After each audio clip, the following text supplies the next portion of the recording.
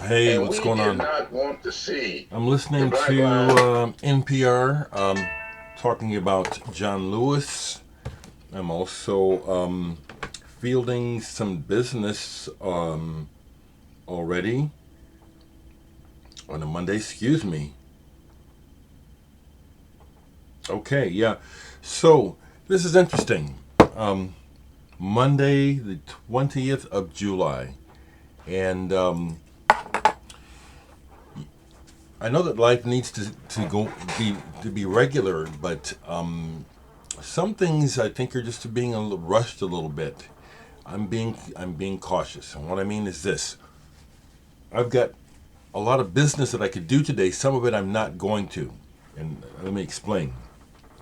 I have a friend who is also a client. He pays me for music production work, but he lives in Colorado. He has traveled here to work on his project. He's in the studio now, Warehouse Productions, and we talked yesterday. He wants me to work. I already told him I don't need to work right now, and I'm really hesitant to come to the studio.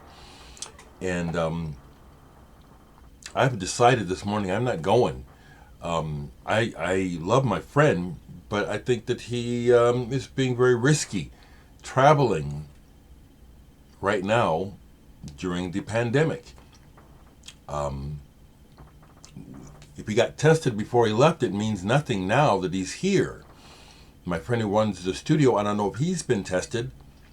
I have not been tested, so I don't know, but I have been basically self-quarantined. I've really kept my contact to a minimum, so I don't know if I'm COVID negative or positive. I don't. So I'm staying home. And when they get a hold of me, which I know he's going to here in a little bit, I'm just going to tell him I don't feel safe. I have one other bit of business that I am going to do, which is I have a project where photographs are needed of some of my collages that I haven't shown in a while and was selling and stopped selling. I'm glad I don't have to sell them. I can keep them. But my main cameraman and bandmate, Aaron Gum, is coming over. We're going to mask up and use social distancing, but he's coming to my house to do that. That I will risk. But going to a recording studio with someone who's been traveling doesn't make sense to me right now. And once again, honestly, if this was last year, no, I was okay last year. If I didn't have my Social Security, I would have to consider doing it because of the need for money. And I'm glad I don't have to deal with that. It's probably fine, it's probably safe, but the thing is, none of us knows. And that's what sucks, is we don't know. Oh, it's probably fine, but we don't know. So that's not good enough for me. So I'm staying home, and here in about an hour, I'm going to have this a photo session with Aaron to take some pictures for another project of the Bemis has asked me about doing, and they're paying me for. I don't quite understand what it is, something for a magazine or something, but I appreciate it. I'm a resident alumnus of the Bemis Center for Contemporary Art, and they are following through and treating me well. Many years ago, I was asked on a panel, what do artists need? And one of the biggest needs that artists have is financial opportunity. And the Bemis is following through with that for me. They've been very good to me since my residency. So, rest in peace, Emitt Rhodes. We just heard that we lost Emitt Rhodes, singer-songwriter who was very Beatlesque in his writing. He first made a splash in the music scene with a band called the Merry-Go-Round. Don't have the record, but I do remember hearing that on the radio. Live, remember that song from the radio. Really like this. It's not something I play often, but it is that kind of almost perfect songwriting. Very Beatles-ish, very much like Harry Nilsson, very much like Jerry Rafferty. Those all go together to me in my stew of songwriting. So just heard about his passing and just want to say rest in peace, Emitt. This is a great album. It's the only one I have of his. He has a couple others. A couple more things I played yesterday. I like hearing from you guys, I do. And once again, you folks are really trying hard. But you guys are coming up with stuff I already know about. More Mother. I ain't slipping and I ain't tripping.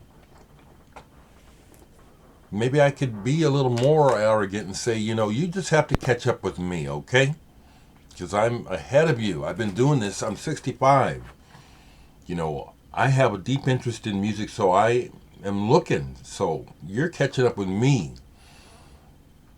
Yeah, that might sound shitty and arrogant, but I'm saying it because there's a lot of truth to it.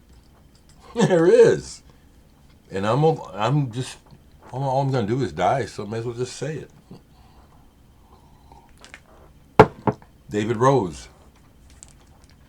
He was associated with the band Transit Express, Fusion, Distance Between Dreams. This is a wonderful album. Fusion and Prague, beautiful album. Played this yesterday all the way through. Iskander, Supersister. It's sitting out, but I haven't played it again yet, but I pulled it out. But I played this yesterday, something that I bought recently. It's old. Group 1850, Paradise Now. Maybe some of you remember when I got this in. It was one of my first Laser's Edge orders under COVID. Purple vinyl, remember that? This is fantastic. I love it. It's very psychedelic. And it's really great how they were able to pull these songs together out of jams. A lot of these were jams, and then the guy in the middle would shape songs out of them. Really well done. Really psychedelic. Real good.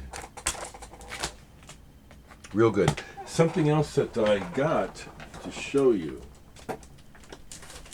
And I haven't really gotten into it yet, but I picked it up right away because I could.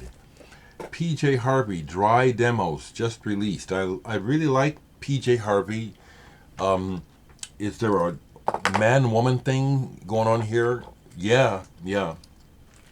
PJ Harvey is intense to me. And I feel her when she sings, what she's singing about, which is what everybody sings about. When she sings it, I really feel it. I'm attracted to her, but I'm attracted to her soul. So I'm really glad to get this. I've only just touched on it so far. PJ Harvey is a sort of artist that I need to be in the mood for. She's very personal. It's like spending time with her. But along those lines, because I do watch a lot of documentaries, and I've been watching unsung documentaries. Some of my favorite female singers and women in general, because I don't buy their records because I don't listen to love songs like that. There's a reason for it. It's like my life is fairly sexless, which can make a person crazy. I do it pretty well. I handle it pretty well. For a number of reasons I made this choice, okay? And so listening to music where all it's talking about is lovemaking and how much I miss you and stuff, well, that would just be stupid for me to be listening to that and having that in my head all the time. But when it comes to women artists, my favorites are Stephanie Mills. Who is that? I like Phyllis Hyman. Oh man, I just had her on my mind as Stephanie Mills is one of my favorites. But I love the black voice. I do. I just think it's kind of necessary for some of y'all to understand who's been watching me for a while and you don't see me showing that kind of music. Why? That's why. But I love my people. Patti LaBelle. Yeah, I love the way that woman sings, I do. I have to, call up a list to really talk more intelligently. But mostly I use music to set up an atmosphere to live in that I can handle. Okay, in this crazy world. This world is crazy right now. I'm going to turn the radio back on and finish listening to NPR talking about John Lewis. Have a good day.